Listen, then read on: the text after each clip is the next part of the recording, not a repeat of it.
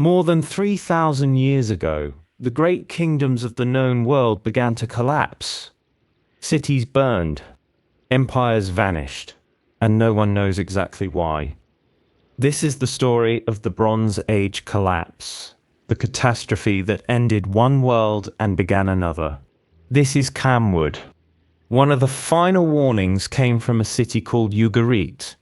Its king had received terrifying news. Enemy ships were off the coast. Towns were burning. His army was far away. So was his fleet. He pressed a desperate message into wet clay and sent it for help. The message never left the city. More than 3,000 years later, archaeologists found it beneath Ugarit's ruins. The king's name was Amurapi. He ruled a rich port on the coast of what is now Syria, a city of merchants, diplomats, priests, dock workers, and scribes. Ugarit stood at one of the great crossroads of the Bronze Age.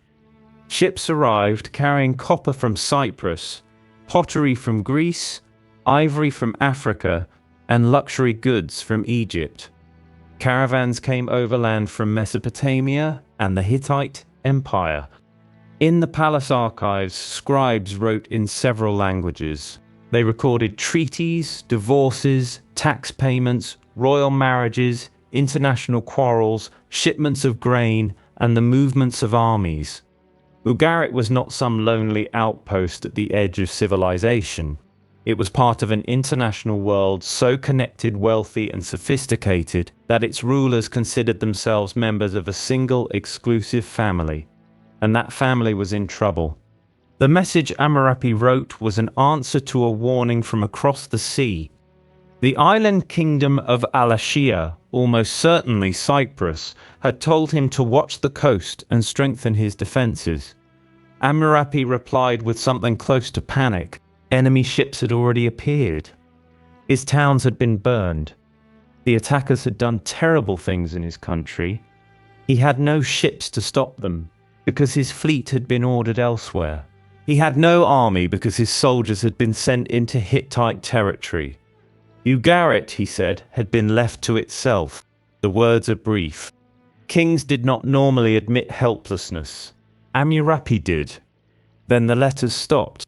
Ugarit burned so fiercely that walls collapsed and the city's own destruction preserved the records of its final days.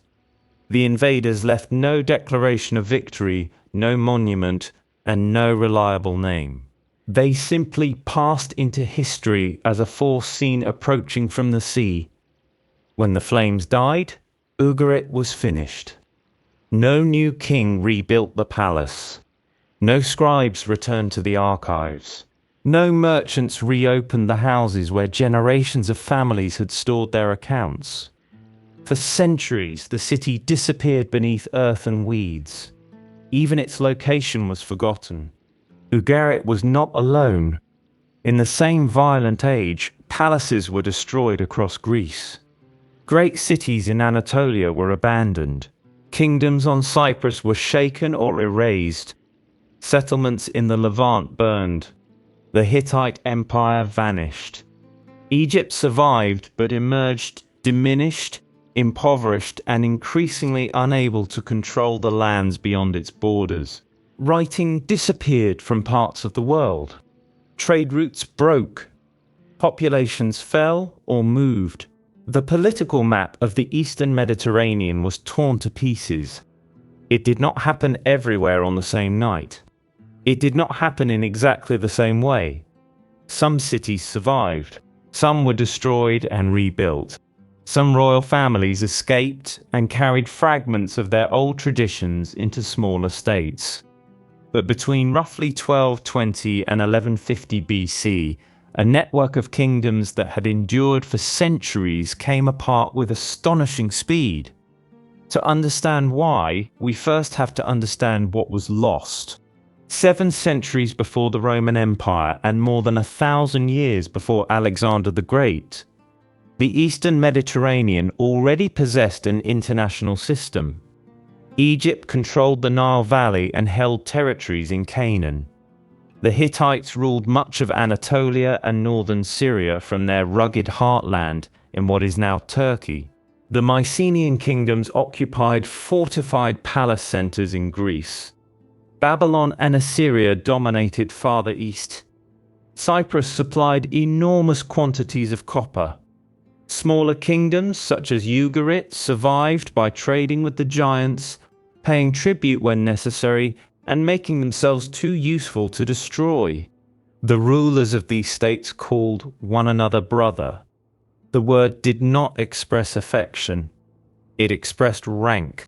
A king who addressed the pharaoh as brother was claiming equality with the most magnificent ruler on earth. Lesser rulers called him father or lord. Diplomacy was conducted through careful performances of generosity and wounded pride. Kings sent gold, silver, horses, chariots, precious stones, fine cloth, doctors, craftsmen, and princesses. They complained when a brother's gifts were disappointing. They demanded better presents and insisted that their own had been magnificent. A royal marriage could require years of negotiation. Every object carried a message. A gift of gold declared abundance. A gift returned without ceremony could amount to an insult. A princess sent abroad might seal an alliance that would determine the fate of thousands of soldiers. Beneath this glittering exchange stood vast systems of labor. Farmers grew grain for palace storehouses. Shepherds supplied wool. Weavers turned it into cloth. Miners dug ore. Lumber crews felled timber. Sailors carried cargoes through dangerous waters. Scribes counted almost everything. The palaces redistributed food and materials, equipped armies, supported temples, organized construction, and directed trade. They were government ministries, warehouses, banks, factories, and royal residences built into one enormous institution. The system could produce wonders. It could also create dependence. Nothing reveals the reach of this world more vividly than a ship that never arrived. Sometime in the late 14th century BC, perhaps around 1300, a trading vessel sailed along the southern coast of Anatolia. It was not large by modern standards, yet its hull contained a fortune gathered from across the known world. There were roughly 10 tons of copper, much of it cast into heavy ingots, shaped so that men could carry them on their shoulders. There was about a ton of tin. There were jars of resin, glass ingots colored deep blue and purple, ebony, ivory, gold, jewelry, weapons, tools, pottery, food, and personal possessions. Among the cargo were objects connected to lands hundreds or even thousands of miles apart. Then the ship struck disaster near a steep headland now called Uluburun. It sank, scattering its cargo down an underwater slope. For more than 3,000 years, the wreck lay hidden beneath the sea. When divers and archaeologists excavated it in the 20th century, they found the ancient world packed into a single broken hull. The copper probably came largely from Cyprus. Some of the tin had traveled from sources astonishingly far away. The glass reflected industries in Egypt and the Near East. Pottery came from several regions. Personal objects hinted that people of different backgrounds may have been aboard. This was not a world of isolated civilizations separated by empty seas. It was a machine of exchange, and the machine ran on bronze. Bronze is made by combining copper with tin. Copper was widely available, though not everywhere in equal quantities. Tin was much harder to obtain. The two metals could be mined in distant lands, carried through many hands, loaded onto ships, taxed by kings, stored in palaces, distributed to craftsmen, and finally turned into tools, armor, fittings, and weapons. A bronze sword in a royal armory might represent a chain of human effort stretching across a continent. If the tin stopped moving, bronze production suffered. If the copper fleets failed, workshops waited. If roads became unsafe, caravans vanished. If palace officials could no longer collect grain, the men guarding those roads went unpaid. Every strength of this interconnected world was also a point at which failure could spread. For generations, the system worked. It survived wars, coups, bad harvests, piracy, royal feuds, and plague. Its rulers were not naive. They built walls, stored grain, arranged marriages, gathered intelligence, and sent troops wherever danger appeared. Yet their world became increasingly expensive to maintain. Armies were costly. Chariots, the prestige weapon of the age, required trained horses, skilled drivers, specialized craftsmen, replacement parts, fodder, and level ground. Palace bureaucracies consumed resources. Monumental construction demanded enormous labor. Royal families competed for status. Borderlands rebelled. Vassals withheld tribute. Merchants sought profit. Local officials cheated. Farmers carried the burden. The great kings looked powerful because they commanded so much, but they had to command so much because nothing functioned simply. One of the largest struggles of the age was fought between Egypt and the Hittites. In the 13th century BC, the pharaoh Ramesses II marched north into Syria with a great army. Near the city of Kadesh, he met the forces of the Hittite king Muwatalli II. The resulting battle became one of history's most famous chariot clashes. Ramesses covered temple walls with the story of his personal courage. According to the royal version, he found himself abandoned, surrounded, and forced to fight like a god until his terrified enemies fled before him. The truth was less flattering. The battle was confused, costly, and inconclusive. Egypt did not take Kadesh. The Hittites did not destroy the Egyptian army. Years later, the two powers signed a peace treaty and presented the agreement as a triumph of royal wisdom. They had discovered that neither could afford to defeat the other. The treaty brought stability, but it also revealed a world in which the major powers were already spending enormous resources simply to hold their positions. The Hittite kings faced challenges in western Anatolia, pressure from peoples along their northern frontier, dangerous rivals within the royal family, and an increasingly assertive Assyria to the east. Egypt's authority in Canaan required garrisons, officials, and loyal local rulers. Mycenaean kings competed across the Aegean. Every kingdom watched every other bound together by trade and divided by ambition. Then the earth itself seemed to turn against them. For many years, drought was one of the most attractive explanations for the collapse, and one of the hardest to prove. Ancient texts mention hunger. Hittite records show grain being imported. Egyptian inscriptions celebrate shipments sent to keep foreign lands alive. Pollen preserved in sediments suggests that parts of the eastern Mediterranean became drier. But droughts were common, and ancient writers used famine as a language of crisis, whether or not they were describing climate precisely. Then investigators found a far more intimate witness: dead trees. At Gordion, in central Anatolia, a later monumental structure preserved the timbers of ancient junipers. Their rings recorded years of growth, one season after another. Wide rings marked better conditions. Narrow rings marked stress. Scientists examined not only their width, but also chemical traces preserved in the wood. The trees revealed a long period of dryness in the late 13th and early 12th centuries BC.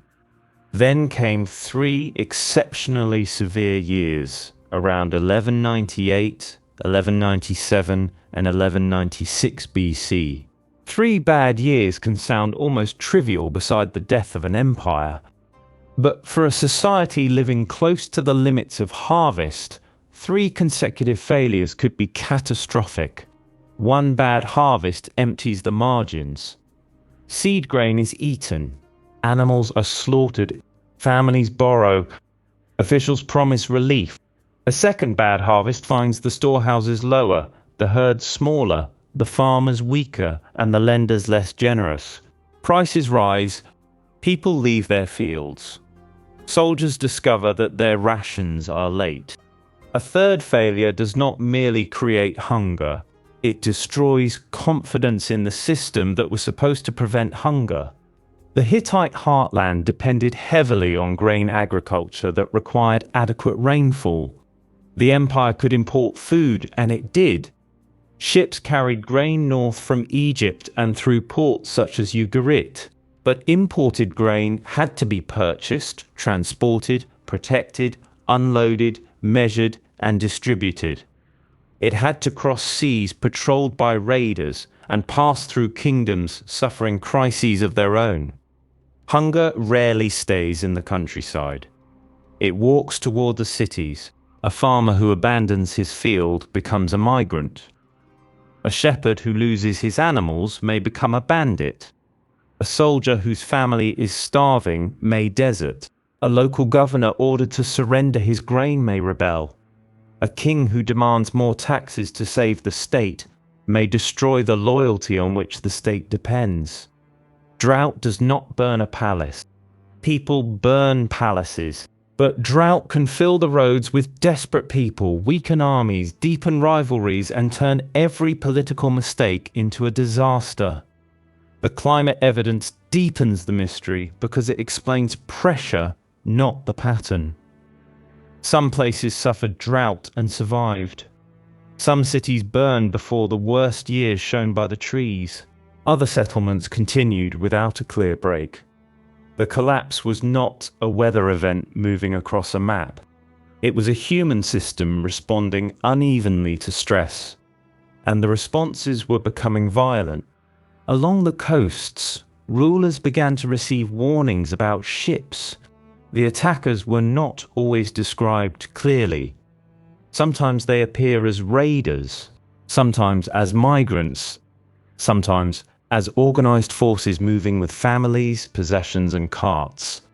They attacked islands and harbors, but they also traveled overland. They served as mercenaries in some armies and enemies in others. Their names appear in Egyptian records, but those names do not form a single nation.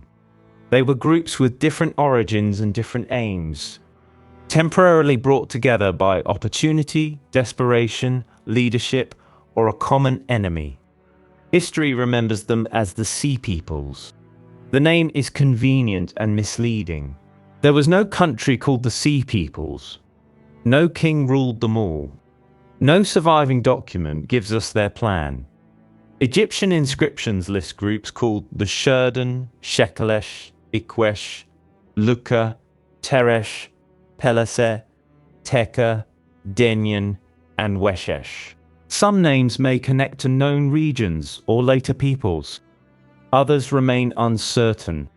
Scholars have spent generations trying to match them with Sardinians, Sicilians, Achaeans, Lycians, Philistines, and inhabitants of Western Anatolia. A few connections are persuasive. Others depend on similarities of sound stretched across centuries. The search for their homeland may be asking the wrong question. A collapsing world does not produce tidy armies with passports. It produces coalitions. The earliest Egyptian encounters came before the final disasters.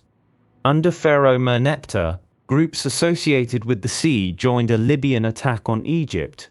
This was not an unexpected swarm appearing from nowhere. Some of these peoples were already known as fighters and mercenaries. Egypt itself employed foreign warriors. Men could change sides. A Shurdan soldier might appear one year as a raider and another beneath the pharaoh's standard. In about 1207 BC, Merneptah defeated the invaders and recorded the slaughter in the confident language of Egyptian kingship. Thousands of enemy dead were counted. Prisoners were taken. Egypt had won, but victory solved nothing beyond the battlefield. The invaders were a symptom of movement already underway. Across the Aegean and Anatolia, old political arrangements were failing. Communities were being displaced. Trade was becoming dangerous.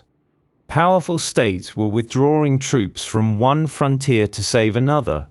Every retreat opened new space for raiding. Every successful raid produced weapons, food, prestige, and followers. The weaker the kingdoms became, the more profitable attacking them became. Nowhere can we watch the approach of catastrophe more closely than in the ruins of the Mycenaean palaces. Centuries after the collapse, Greek poets sang of Agamemnon, Menelaus, Achilles, Odysseus, and a war against Troy. Behind those legends stood a real Bronze Age civilization. Mycenaean rulers governed from fortified centers such as Pylos, Mycenae, Tiryns, and Thebes. Their palaces contained painted halls, storerooms, workshops, archives, and royal courts. Their engineers built roads, bridges, dams, and immense defensive walls. Their elites were buried with gold, weapons, seals, and vessels. Their merchants and warriors traveled widely. Their writing was an early form of Greek, preserved in a script called Linear B. It was not used to write epic poetry. It was used to count. The surviving tablets record sheep, grain, land, chariots, armor, bronze, offerings, workers, and obligations. They show a palace economy watching its resources with anxious precision. Their survival is an accident. Most Linear B tablets were not deliberately fired. They were damp clay records intended to last only as long as the information remained useful. The fires that destroyed the palaces baked them hard. At Pylos, on the western coast of Greece, the final tablets suggest a government preparing for danger. Watchers were assigned to coastal sectors. Men and ships were organized. Bronze was collected from temples, perhaps to be turned into weapons. Offerings were made to the gods. The palace appears to have recognized a threat from the sea. It did not recognize it soon enough. Around the beginning of the 12th century BC, Pylos burned. The destruction was so complete that the palace was never rebuilt. No enemy left a name. There is no victorious inscription, no clear mass grave, no final tablet saying who entered the gates. We see preparations, then fire, then silence. Other Mycenaean centers met different fates. Mycenae suffered destruction but was not immediately abandoned. Tiryns continued in altered form. Some settlements built new defenses. Others moved to locations easier to protect. Populations shifted. Regional trade declined. The palace system disappeared, and with it the scribal administration that had kept the records. For centuries, people told stories about the age of the great palaces, but they could no longer read its writing. The mystery in Greece is especially disturbing because no single foreign invasion explains the evidence. Later, Greek tradition remembered the return of heroes from Troy, dynastic murders, civil wars, invasions, and migrations. Some memories may preserve distant reflections of the turmoil, but archaeology does not reveal one army marching south and destroying every palace in sequence. The destructions occurred at different times. Some sites show fire, some abandonment, some continuity. Local rebellions, wars between kingdoms, piracy, and social breakdown may have been as important as invasion. The palaces were designed to control wealth. In a crisis, that made them obvious targets. Imagine a farming family delivering grain while palace officials still eat well. Imagine craftsmen ordered to surrender bronze from temple stores. Imagine sailors commanded to defend a coast after years of dangerous voyages and unpaid obligations. Imagine rival nobles watching the king fail. A palace could survive hardship if people believed it would restore order. Once they stopped believing, Its walls protected only the people inside. The attackers at Pylos may have come from across the sea. They may have come from nearby. They may have included men who had once served the palace. The same uncertainty follows us to Hattusili, capital of the Hittite Empire. Hattusili stood in central Anatolia behind enormous fortifications. Its walls climbed across rugged ground and passed through monumental gates decorated with lions, sphinxes, and warriors. Temples and administrative buildings filled the city. Royal archives held thousands of clay tablets, treaties, prayers, military orders, laws, rituals, diplomatic correspondence, and the worries of kings. For a long time, Hattusili seemed to provide the perfect image of sudden collapse. The capital was destroyed around the end of the Bronze Age. The empire vanished. It was tempting to picture invaders storming the walls and burning the city in one final assault. Excavation complicated that story. The royal buildings appear to have been emptied before the final fires. Valuable objects were removed. Important records were taken away. Large areas may already have been abandoned. The destruction seems to have struck a city whose government had gone. The Hittite court knew something terrible was coming. Perhaps it relocated. Perhaps the royal family fractured. Perhaps the state contracted until the capital could no longer be supported. Whatever happened, the people responsible for the empire's administration packed what they could and left. This is not the dramatic death of a city caught by surprise. It is something more haunting, an organized retreat from the center of a superpower. The last known Hittite king, Suppiluliuma II, did not rule a peaceful state.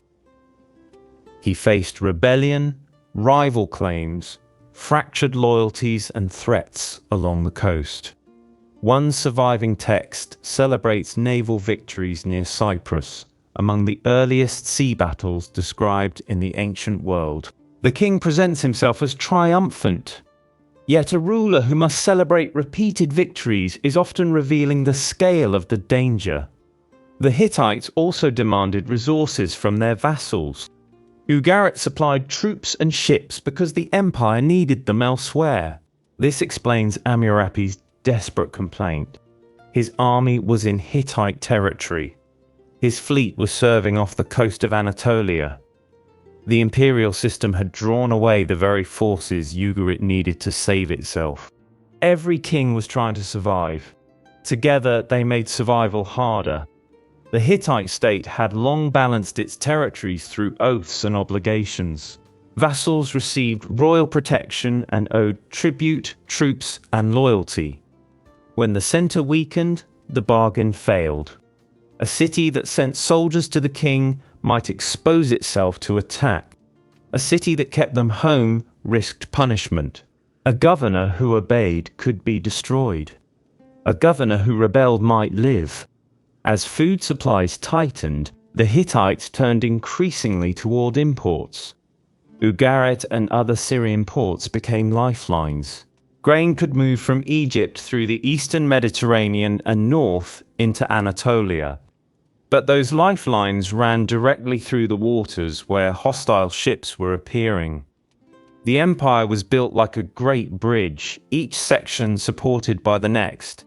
Drought strained the heartland. Political rivalry weakened command. War consumed troops. Trade disruption cut supplies. Vassals lost faith. Raiders attacked the exposed routes. The state demanded more from the communities least able to provide it. Then the bridge began to collapse under its own weight. Hattusili was abandoned. The line of great kings ended. The empire's central administration disappeared. Yet even here, the destruction was incomplete. Hittite traditions survived in smaller kingdoms of Syria and southeastern Anatolia. Carchemish, one of the great Hittite centers, endured. Princes there maintained royal titles and preserved elements of the old culture. This matters because the Bronze Age collapse was never a clean erasure. Civilization did not switch off. Power broke apart. The same is true on Cyprus. Cyprus was essential because of copper. Its mines supplied the metal at the heart of the international economy. Coastal cities processed, stored, and exported it. Foreign merchants lived there. Pottery, tools, weights, seals, and buildings reveal a society tied deeply to the Aegean and the Near East. At the end of the Bronze Age, several Cypriot centers suffered destruction. Buildings burned, fortifications changed, new forms of pottery appeared, populations moved, but copper production continued in places, and some settlements recovered quickly. Refugees or migrants from the Aegean seem to have arrived in substantial numbers. They did not simply eliminate the inhabitants. They mixed with them, fought them, traded with them, replaced some elites, and helped create new communities. This is what makes the Sea Peoples so difficult to understand. The evidence does not show only conquest. It shows migration inside catastrophe. On the walls of Egypt, some of the invaders are depicted moving with women, children, ox carts, and household goods. That is not how a raiding party normally travels. It is how a people travels when it expects no home to return to. What drives entire communities onto the road? Hunger, war, the collapse of protection, the loss of land, the fear that tomorrow will be worse than today. Perhaps some of the people attacking coastal cities had already watched their own cities burn. They were destroyers. They were also refugees. Once migration began, it could intensify every existing crisis. New arrivals required land and food. Local rulers might hire their warriors, settle them on borders, or try to drive them away. A displaced group could divide. Some entering service, some turning to piracy, some moving on with families. Names recorded in one battle might cover alliances that formed and dissolved within years. A person could be a farmer in one country, a refugee in the next, a mercenary in a third, and an invader in a fourth. The Bronze Age world had official categories for kings, vassals, soldiers, merchants, and captives. It had no category for millions of individual choices made when those roles ceased to provide safety. Then came Ugarit. The city had survived for centuries by understanding power. Its kings submitted to stronger empires when necessary and profited from their connections. The royal palace contained courtyards, reception rooms, archives, storerooms, and administrative offices. Wealthy merchants built substantial houses. Priests served the gods in temples high above the surrounding plain. Scribes wrote in Akkadian, the international language of diplomacy, and in Ugaritic, using one of the world's earliest alphabets. Ugarit knew what was happening around it because information passed through the city. Its archives preserve warnings from foreign rulers and officials. Enemy vessels had been sighted. Coastal defenses were inadequate. Ships from Ugarit were far away. The Hittite king demanded assistance. Authorities on Cyprus asked about enemy movements. Messengers crossed a shrinking zone of safety carrying news that was already out of date when it arrived. One letter asks whether Ugarit has seen a group of ships. Another warns that the enemy may return in greater numbers. A senior official advises that the city should strengthen itself, bring troops and chariots inside, and wait with extreme vigilance. This is not ignorance. It is paralysis. Amurapi knew the danger. He simply lacked the power to answer it. Perhaps he expected the Hittites to send help. Perhaps the Hittite king expected Ugarit to defend itself. Cyprus feared for its own coast. Egypt was distant. Every ally was trapped in a separate emergency. The network that had moved gold, grain, royal brides, weapons, and warnings across the ancient world could still carry messages. It could no longer carry rescue. Then enemy ships appeared. We do not know exactly how Ugarit fell. Archaeologists found evidence of intense fire and weapons among the ruins. The attackers may have landed near the port and advanced inland. They may have been joined by enemies already in the region. The city's defenders may have fought in streets familiar from childhood. Families may have fled towards the countryside or mountains. Some perhaps escaped by sea if any boats remained. The palace burned. Roofs fell. Storerooms collapsed. Tablets were buried. Houses that had stood for generations became tombs of objects. Jars, tools, ornaments, records, and abandoned possessions. The city was not rebuilt. For the people who escaped, Ugarit's destruction was not an archaeological event. It was the end of the world. Their gods had not protected the temples. The king had not protected the city. The empire had not protected the king. The sea that had brought wealth had brought strangers with weapons. The roads that led to allied kingdoms led only to other ruins. And still the disaster moved south. Egypt was the richest and most resilient kingdom of the age. The Nile gave it an advantage no rain-fed state could match. Each year the river flooded, renewing the soil. Egypt had large populations, deep traditions of administration, monumental temples, experienced armies, and the confidence of a civilization that already seemed ancient. It had also watched the storm approach. By the reign of Ramesses III, a new coalition was moving through the eastern Mediterranean. Egyptian inscriptions claim that foreign lands had been swept away.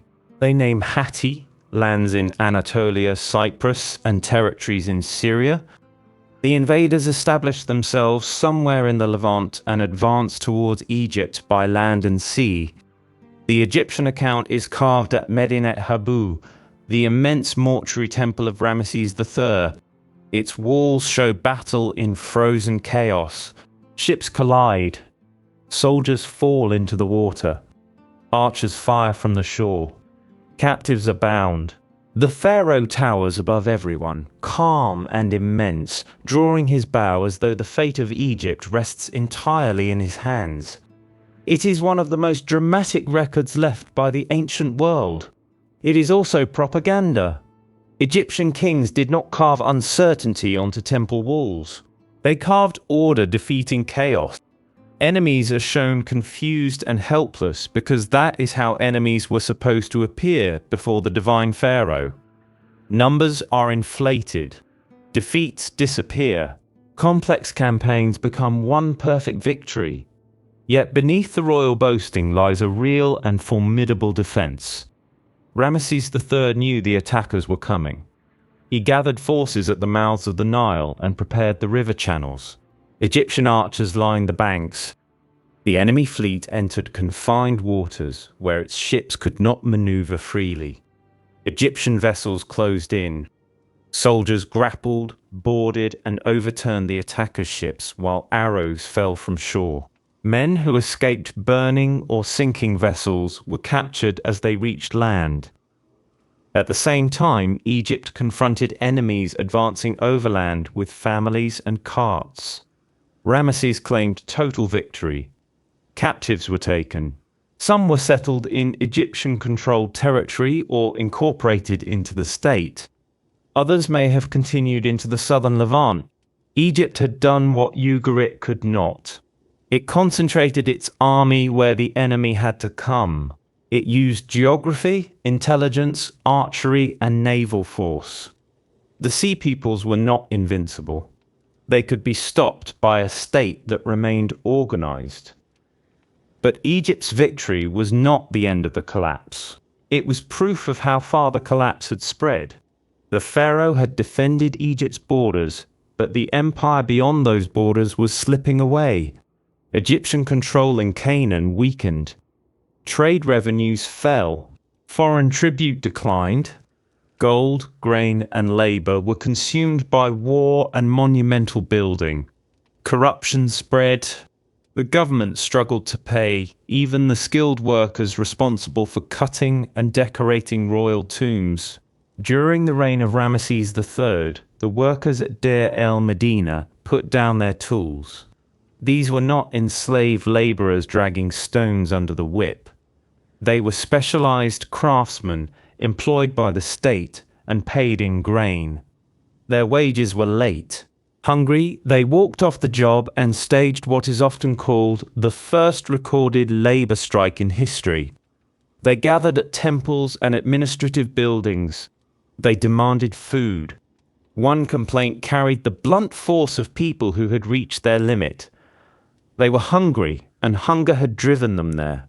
The strike reveals the distance between royal image and reality. At Medinet Habu, Ramesses stands as the savior of civilization. A short distance away, the men building eternity for the pharaoh cannot obtain their rations. Egypt survived the Bronze Age collapse because its geography, population, institutions, and army gave it reserves other kingdoms lacked. Yet survival did not mean recovery. After Ramesses III, royal authority declined. The country suffered internal rivalry, inflation, corruption, and tomb robbery. Local officials and temple institutions grew more powerful as the center weakened. Even Ramesses III did not die peacefully. A conspiracy formed within his own household. One of his wives sought to place her son on the throne. Officials, servants, soldiers, and magicians became involved. The plot reached the king. Modern examination of his mummy revealed a terrible wound across his throat. The ruler who claimed to have defeated the Great Invasion was murdered inside his own palace. The victories carved in stone endured. His power did not. By then, the old international world had ceased to exist. The correspondence among great kings ended because the kings themselves were gone or diminished. The Hittite Empire no longer demanded ships. Ugarit no longer sent them. Mycenaean palaces no longer counted chariot wheels and bronze. Egypt no longer commanded the same territories. The trade visible in the Uluburun wreck did not vanish completely, but its scale, organization, and security were transformed. For generations, historians searched for a single killer. The first suspect was invasion. The Sea People seemed to provide everything the story required: mysterious outsiders, fleets on the horizon, burning cities, and Egyptian inscriptions naming the enemy. They clearly played a major role. Ugarit's letters point towards hostile ships. Egyptian records describe large movements by land and sea. New populations appeared in the Levant and Cyprus. Destruction spread along important routes. But invasion alone cannot explain why the great powers were already weakening, why some capitals were emptied before they burned, why palace systems collapsed in regions the Sea Peoples may never have reached, or why the supposed invaders themselves appear to have been uprooted. Then came earthquakes. The eastern Mediterranean is seismically active. Several cities destroyed near the end of the Bronze Age show damage that has been interpreted as the result of earthquakes. Walls fell. Buildings shifted. Fires may have followed. A sequence of earthquakes across decades could have damaged ports, palaces, roads, and water systems. In a struggling society, rebuilding one city might be possible.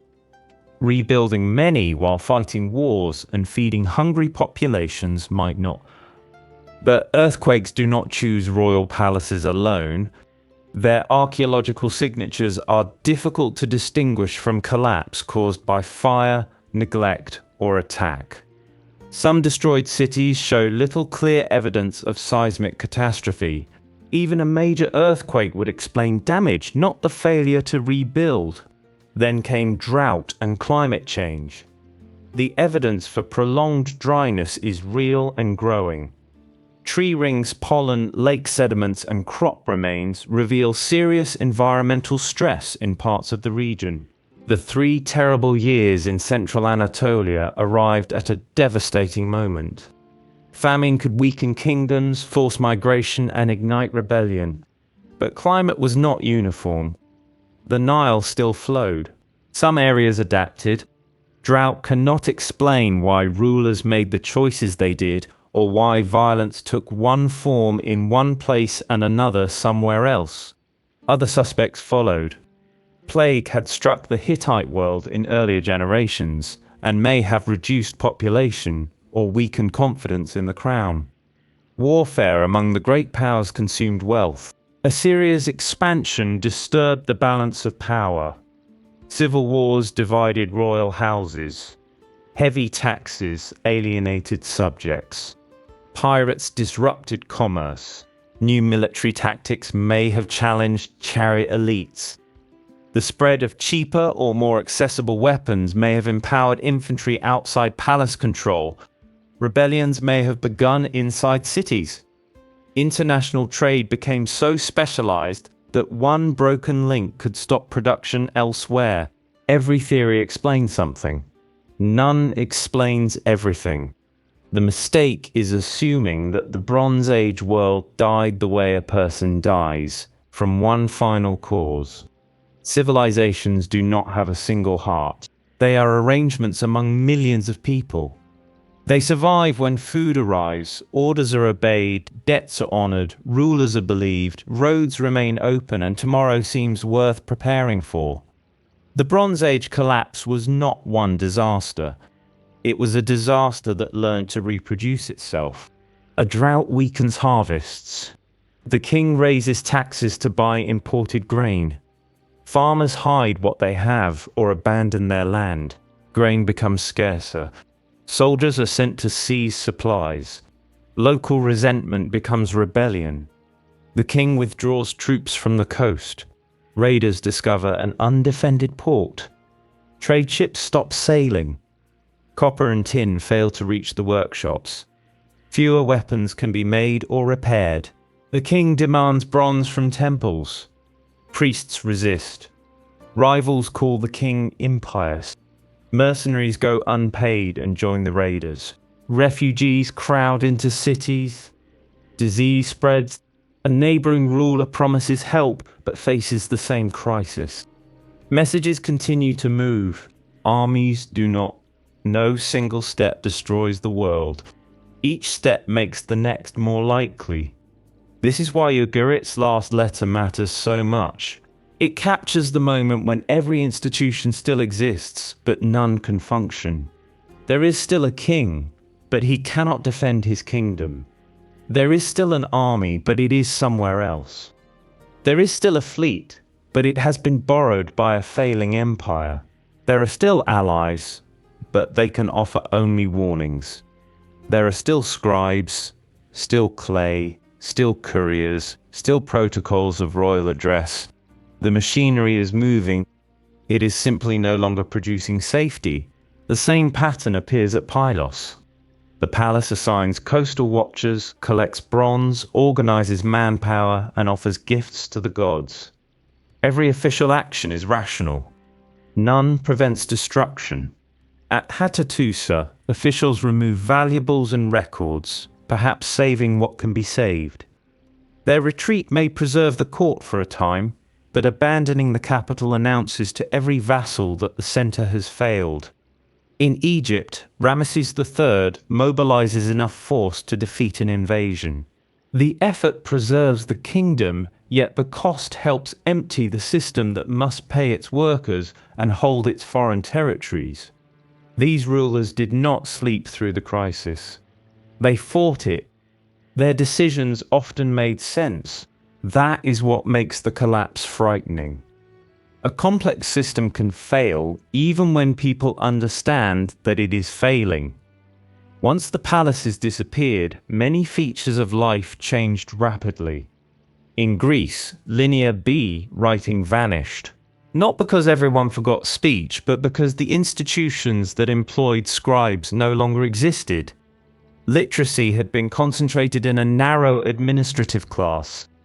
When the palace archives burned and the scribal schools dissolved, there was little reason for farmers, herders, or village leaders to preserve a script designed for palace accounts. Monumental building declined. Long-distance imports became rarer. Settlements grew smaller in many regions. Populations moved toward defensible sites or fertile pockets. Some communities vanished from the archaeological record. Later, Greeks looked back on the palace age through legends of heroes and ruined royal houses. But for centuries, they possessed no documents they could read from that world. In Anatolia, the Hittite language disappeared from political life, though Hittite traditions survived farther south. Across Syria and the Levant, new states emerged from the wreckage. Coastal cities that survived or recovered developed trading networks, less dependent on a few royal palaces. The Phoenician cities would eventually carry goods and alphabetic writing across the Mediterranean. In the southern Levant, communities associated with the Peleset settled along the coast. Their name is connected to the later Philistines. Archaeology reveals both foreign influences and local continuity. New pottery styles, food habits, architecture, and customs blending over time. These people were not a frozen tribe marching unchanged out of a distant homeland.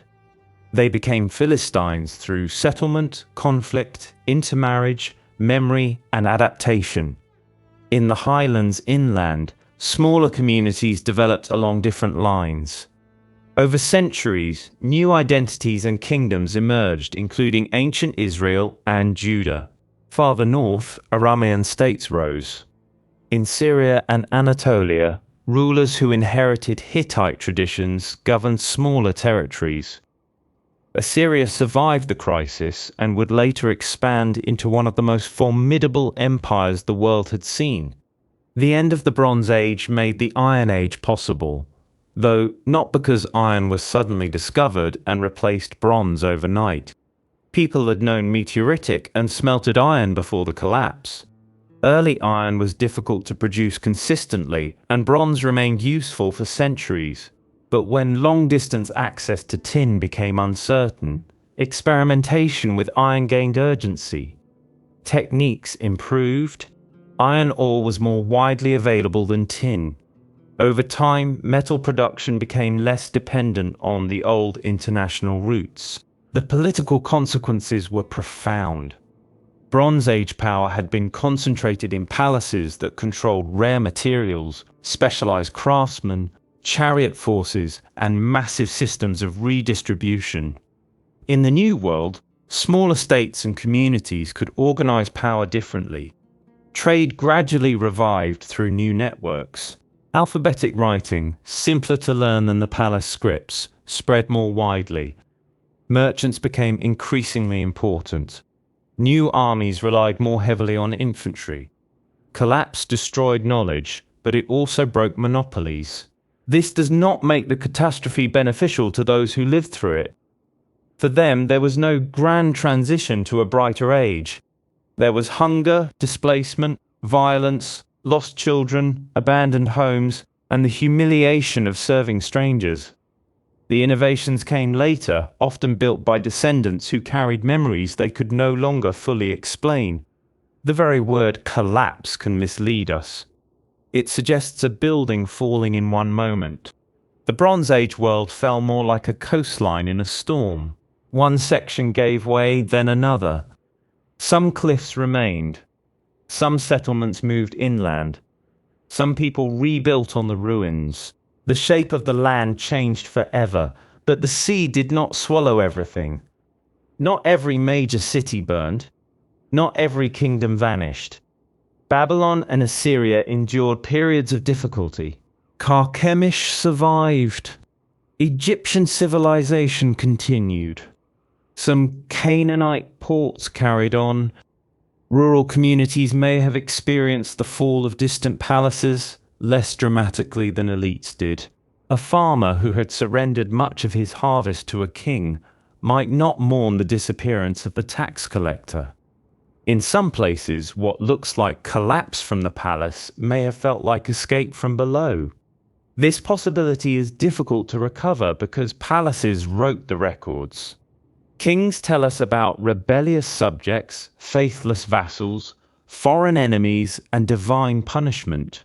They do not tell us when ordinary people decided that the kingdom itself had become the problem. Archaeology finds burned halls, abandoned storerooms, crude new houses, and changes in diet. It rarely tells us who struck the first match. The silent majority may hold the answer. Consider the world revealed by the tablets. Thousands of sheep assigned to textile production. Groups of women and children receiving measured rations. Land divided through obligations.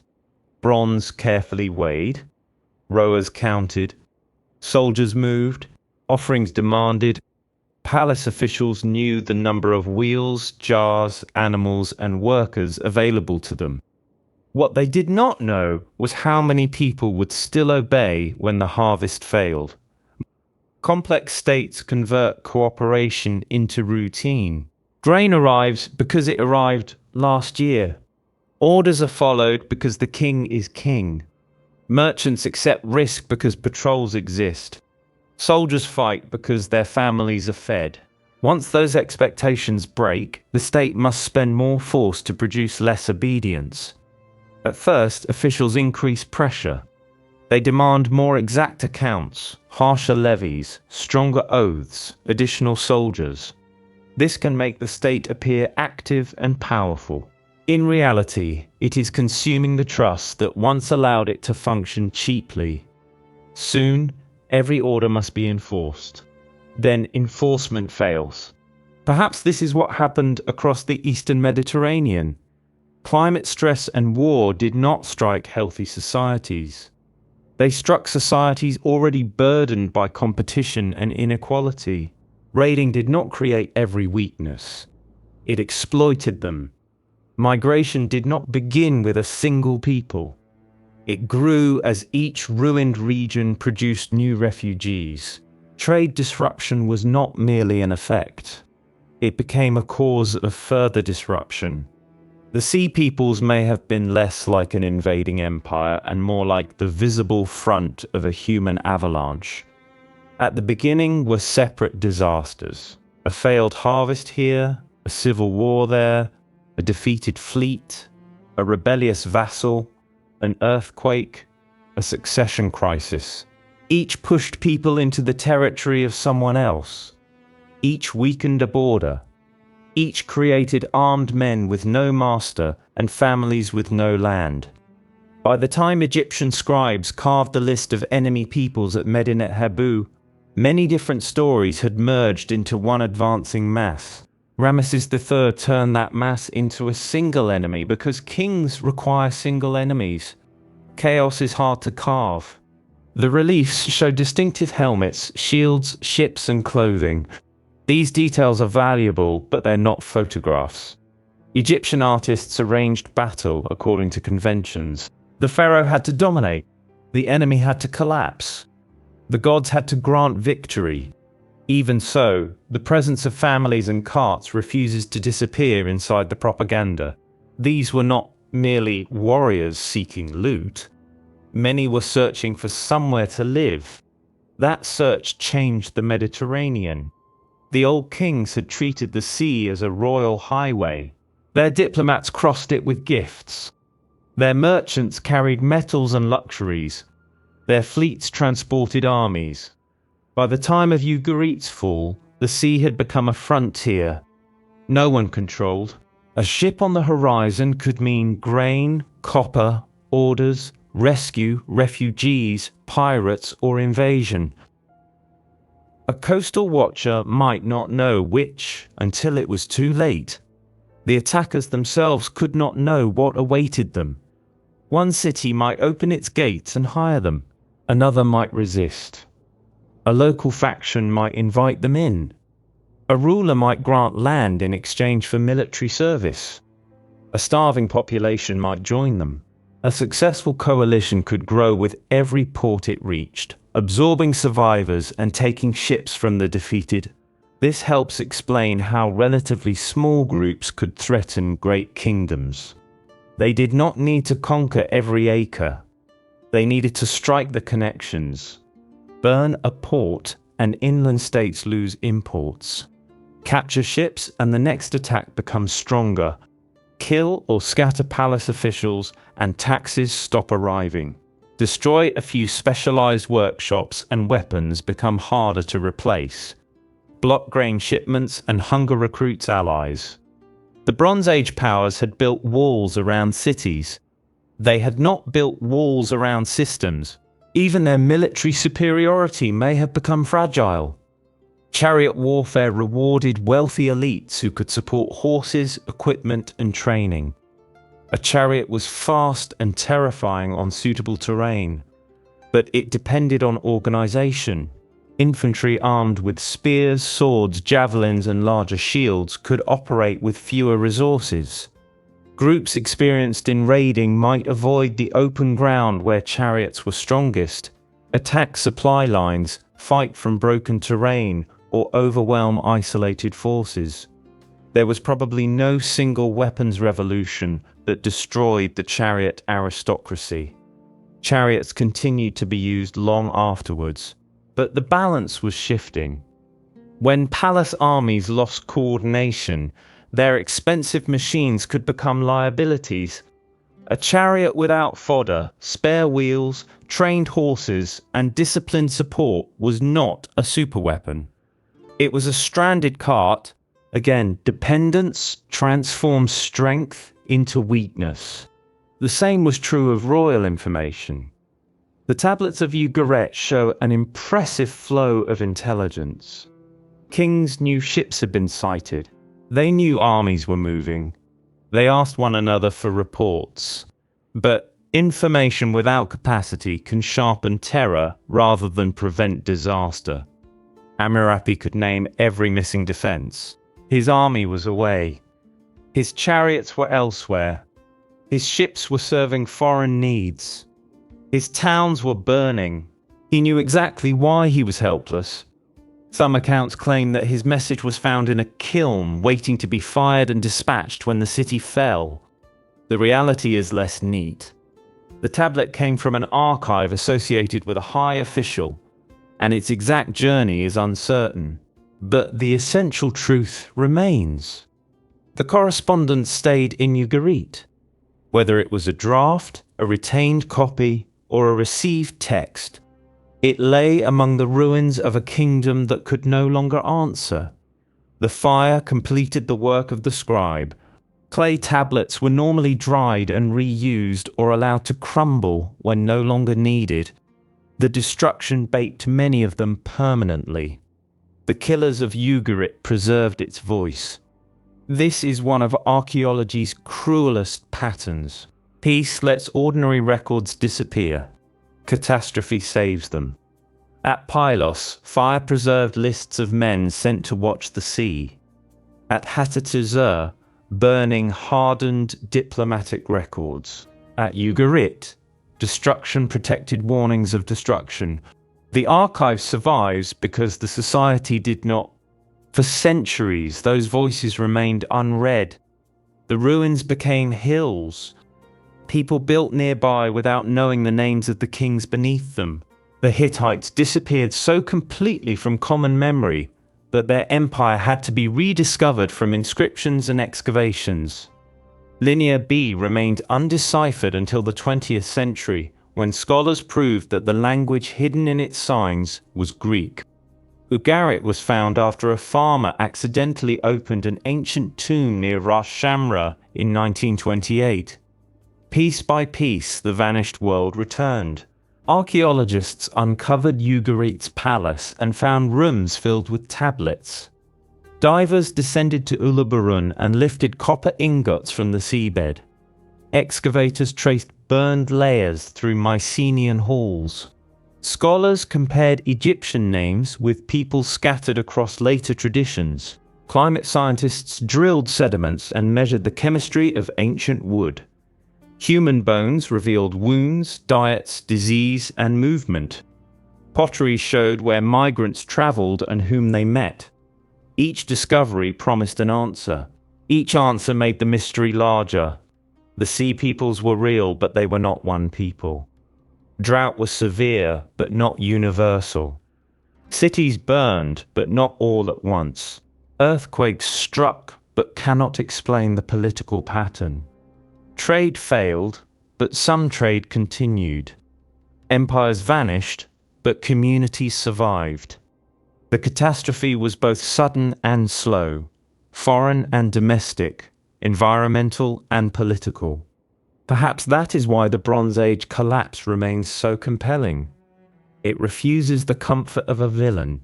If one conquering nation had destroyed the Eastern Mediterranean, we could name it and close the case. If one volcanic eruption or earthquake had done it, nature would stand accused. If drought alone had emptied the cities, the tree rings would be the final verdict. Instead, the evidence points back toward a world in which everyone depended on everyone else, and almost no one understood the full danger of that dependence. The copper miner depended on the merchant. The merchant depended on the sailor. The sailor depended on protected harbors. The harbor depended on soldiers. The soldiers depended on grain. The grain depended on rain, farmers, roads, tax collectors, and royal authority. The king depended on all of them, though royal art placed him above them. When enough links failed, power could not simply move around the damage. It had nowhere else to go. Modern language calls this a systems collapse. The phrase sounds bloodless. There was nothing bloodless about it. Systems collapse means a mother leaving a field because there is no harvest. It means a sailor discovering that the port ahead is burning and the port behind has closed its gates. It means a soldier ordered to defend a king who has taken his family's last grain. It means a refugee accepting a sword because the armed column is the only community still distributing food. It means a king pressing a cry for help into clay while his army fights someone else's war. The full collapse probably lasted longer than a single lifetime. An old person in 1150 BC might remember stories of secure roads, crowded harbors, and royal ceremonies from childhood. A younger person might know only abandoned walls and dangerous journeys. Neither would say that the Bronze Age had ended.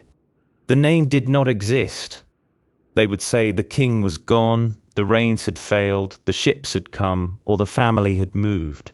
History gathers their separate losses and gives them one title. But the title should not hide the sequence. First came pressure. Rivalry among states, expensive warfare, internal struggles, perhaps epidemic disease, and growing demands on labor and food. Then came environmental stress, prolonged dryness in several regions, and, in central Anatolia, a run of exceptionally bad years. Then came political failure. Vassals rebelled, royal houses divided, administrations lost control, and armies were pulled from one crisis into another. Then came movement. Merchants avoided dangerous routes. Refugees left failed lands. Mercenaries sought new employers, and raiding coalitions grew. Then came destruction.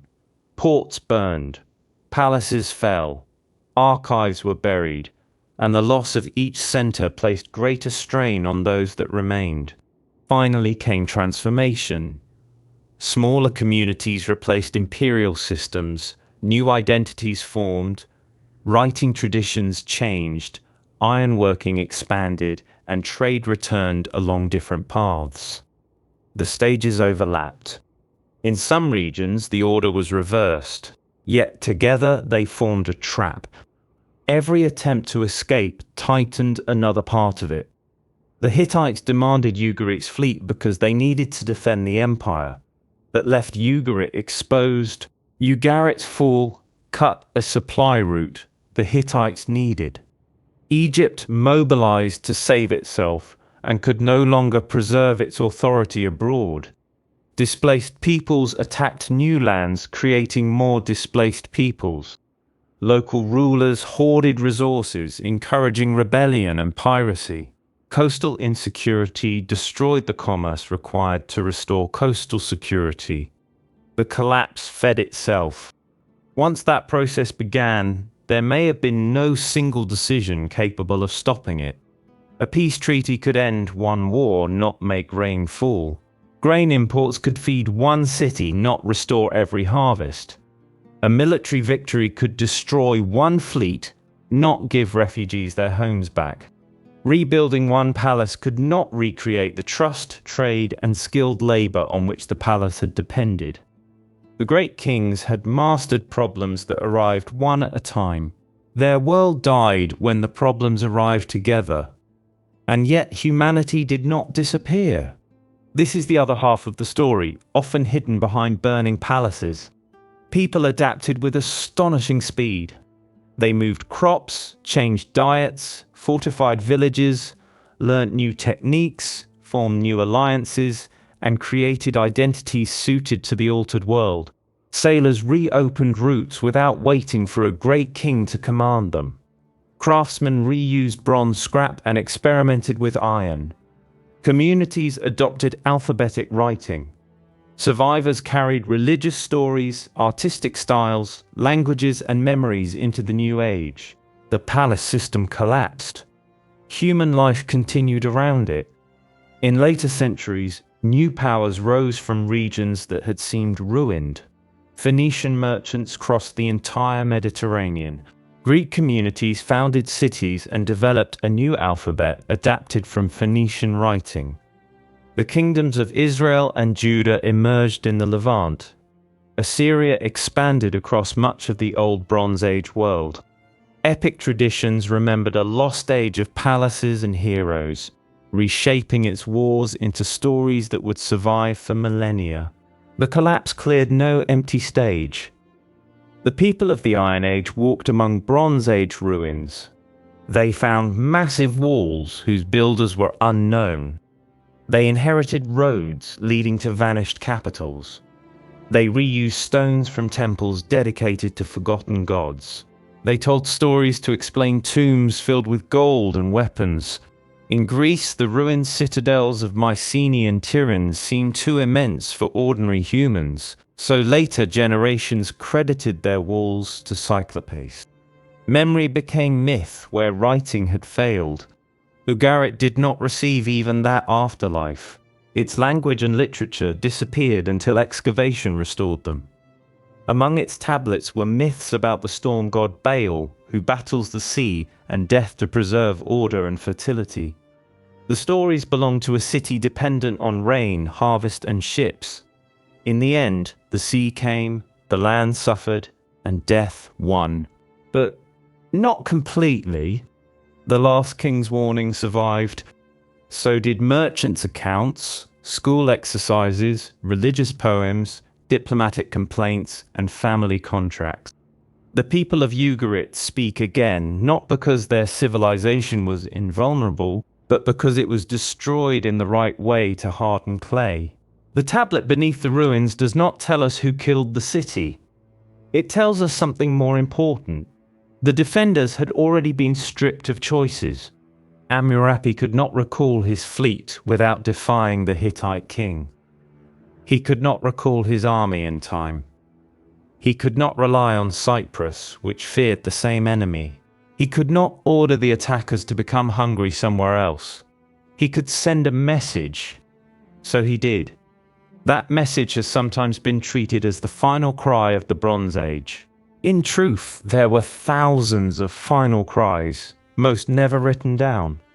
The herder who found a dry spring, the mother at a city gate, the oarsman watching smoke rise over his harbor, the palace guard deciding whether to hold his post, the scribe hearing fighting in the street and leaving a tablet unfinished. Their voices are gone. Their decisions remain in the pattern of ruins. There is no need to choose between drought, invasion, rebellion, earthquake, and economic failure. The strongest explanation is not that everything happened by coincidence. It is that each disaster changed the meaning of the others. Drought in a stable society is hardship. Drought in a heavily taxed, war-torn kingdom can become revolt. Migration into a prosperous region is a challenge. Migration into a hungry region can become war. The loss of one trading ship is misfortune. The loss of safe seas can disarm an empire. An earthquake damages buildings. An earthquake in a city without money, labor, or faith in its rulers can end the city. A palace fire is a tragedy. A chain of palace fires can erase a political system and the writing that served it. The Bronze Age collapse was the moment when recovery mechanisms failed. Storehouses could no longer bridge the harvest. Allies could no longer send troops. Victorious armies could no longer create peace. Trade could no longer route around danger. Royal authority could no longer convert commands into action. The world did not collapse because it was primitive. It collapsed, in part because it was advanced. Its kingdoms were specialized, connected, and efficient. They moved rare materials over great distances. They supported professional craftsmen and international diplomacy. They concentrated resources on a scale impossible for smaller societies. But efficiency had removed spare capacity. Specialization had created dependency. Centralization had created single points of failure. When the centers fell, the edges could not hold. This does not mean complexity always leads to ruin. The Bronze Age system endured for centuries and enriched millions of lives. It means complexity requires resilience, alternatives, reserves, trust, and the freedom to adapt. The late Bronze Age kingdoms had reserves, but perhaps not enough. They had alternatives, but many ran through the same vulnerable ports. They had trust, but it depended on kings meeting obligations. They could adapt, but their hierarchies made adaptation slow and politically dangerous. A great king could not easily become a modest king. A palace built to command an empire could not shrink into a village council. An elite defined by chariots, imported luxuries, and divine status could not admit that survival required surrendering privilege. So many rulers continued performing greatness while the foundations vanished. Ramesses III carved a perfect victory while workers demanded bread. The last Hittite kings proclaimed triumphs as their territory slipped away. Mycenaean scribes counted offerings while watchers scanned the sea. Amurapi observed every rule of royal diplomacy in a message admitting that his kingdom stood alone. The ceremonies continued until the buildings burned. No one can tell us the exact hour Ugarit fell. Perhaps the attack came at dawn when the sea was pale and the first ships appeared beyond the harbor. Perhaps refugees had already reached the gates with news that nearby settlements were gone. Perhaps smoke from the coast had been visible for days. Inside the city, officials may have argued over which walls to defend. Merchants may have hidden silver beneath floors. Priests may have carried sacred objects from the temples. Families may have loaded donkeys and tried to leave by inland roads. Soldiers may have gathered with whatever weapons remained. There would have been rumors. The fleet was returning. The Hittites were sending troops. Egypt had defeated the enemy. Cyprus had fallen. The king had fled. The gates had been betrayed. Help was one day away. In a catastrophe, hope and misinformation traveled together. Then the attackers reached the city. The walls did not save it. The palace archives did not save it. The wealth accumulated through centuries of trade may only have made it more attractive. Fire moved through timber roofs and storerooms. Oil, cloth, and dry wood fed the flames. Mud brick walls cracked and fell. Smoke filled the narrow streets.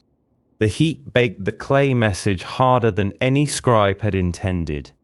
When silence returned, the international system had lost one of its most important voices. Far to the north, Hattusa was emptying. Across the sea, Mycenaean palaces were burning.